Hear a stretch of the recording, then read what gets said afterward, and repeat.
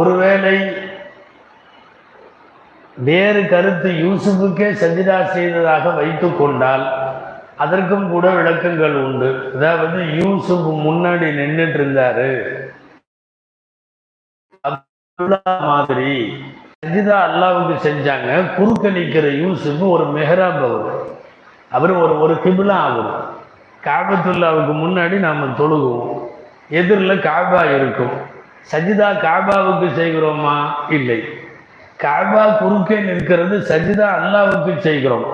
காபாவை போல கிபிலாவை போல யூசுப் ஒரு கிபிலாவாக இருந்தார், அல்லாஹுவிற்கு செய்தார்கள் என்பது ஒரு இரண்டாவது தப்சீர். இவர்கள் சஜிதா செய்ததை குறித்து மூன்றாவது இன்னொரு தப்சீர். இங்க சஜிதாவுக்கு சஜிதானே அர்த்தம் இல்லை இந்த ஆயத்தில். பின்ன என்ன அர்த்தம்? அவர்கள் எல்லாம் யூசுஃபுக்கு பணிந்து நின்றார்கள் அப்படின்னு அர்த்தம். சஜிதா அப்படிங்கிற வார்த்தைக்கு பணிதல், பணிந்து போகுதல், தவாவா என்று ஒரு அர்த்தம் சொல்லி அதன்படி தான் அவர்கள் செய்தார்கள் அப்படின்னு வருது. ஆனால் குர்ஆனுடைய வார்த்தை அழுத்தமாக இருக்கு. வெறும் சஜிதான்னு சொல்லியிருந்தா கூட நம்ம இந்த கருத்தை சொல்ல முடியும் அழுத்தமா. வஹர்ரு லஹு சுஜ்ஜதா, ஹர்ருன்னா அப்படியே கீழே விழுந்து சஜிதா செய்கிறோம், நெற்றியை நிலத்தில் வைத்தல். அதனால பணிவு இது அப்படின்னு சொல்லி சமாளிக்க முடியாது. இருந்தாலும் அப்படியும் சில பேர் சொல்லி இருக்கிறார்கள். அல்லது நாலாவது வஹர்ரு லஹு சுஜ்ஜதா, அந்த சகோதரர்கள் சஜிதா செய்தார்கள்னு வச்சுக்கணும். பெற்றோரை அதில் எடுக்கக்கூடாது.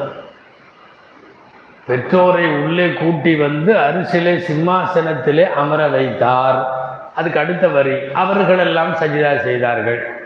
இந்த சஜிதா செய்தார்கள்ங்கிறத தனித்தனியாக அல்லாஹ் தாய் தந்தை சகோதரர்கள் அனைவரும் செய்தார்கள்னு சொல்லலை.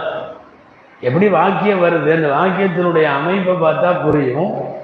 உள்ளே அழைத்து வந்தார், தன்னோடு பெற்றோரை அரவணைத்து கொண்டு வந்தார், அரிசின் மீது அவர்களை இருத்தினார்.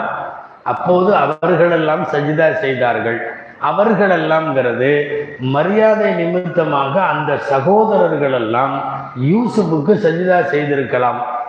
அப்படின்னா இந்த யாக்கூப் அலைஹிஸ்ஸலாம் இவ்வளவு பெரிய நபி, ஒரு தந்தை மகனுக்கு சஜிதா செய்யறதா அப்படின்னு ஒரு கேள்வி வருதில்ல, அந்த கேள்வி இங்கே வராது.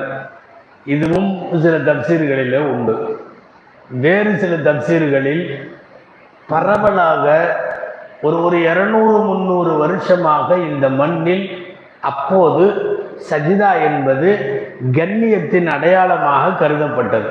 யார் வந்தாலும், பெற்றோர்கள் வந்துட்டாங்க, ஆசிரியர்கள் வந்துட்டாங்க, நமக்கு வேலை கொடுத்த முதலாளி வந்துட்டாரு, நம்ம அடிமையாக உரிமையிட்ட எஜமான் வந்துட்டாரு, இப்படி யார் வந்தாலும் அதிகபட்சமாக தஅதீம் என்று சொல்லக்கூடிய கண்ணியம் செய்வதற்கு இந்த மாதிரி சஜிதாவினுடைய பழக்கம் அந்த காலத்தில் இருந்தது.